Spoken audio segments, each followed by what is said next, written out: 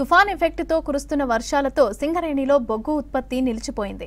జయశంకర్ భూపాలపల్లి జిల్లా భూపాలపల్లి సెగ్మెంట్ లో వర్షం పడుతుంది. దీంతో బొగ్గు ఓపెన్ కాస్ట్ లోకి భారీగా వరద నీరు చేరుతోంది. డివిజన్ పరిధి 1, 2, 3 ఓపెన్ కాస్ట్ బొగ్గు గనుల్లో 8,000 టన్నుల బొగ్గు ఉత్పత్తికి అంతరాయం ఏర్పడింది.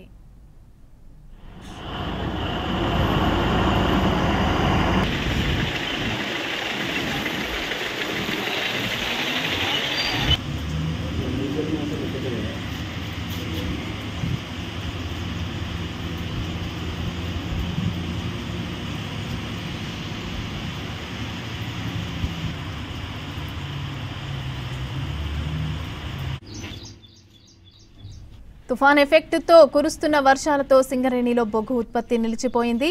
జయశంకర్ భూపాలపల్లి జిల్లా భూపాలపల్లి సెగ్మెంట్ లో వర్షం పడుతోంది. దీంతో బొగ్గు ఓపెన్ కాస్ట్ లోకి భారీగా వరద నీరు చేరుతోంది. డివిజన్ పరిధి 1, 2, 3 ఓపెన్ కాస్ట్ బొగ్గు గనుల్లో 8,000 టన్నుల బొగ్గు ఉత్పత్తికి అంతరాయం ఏర్పడింది.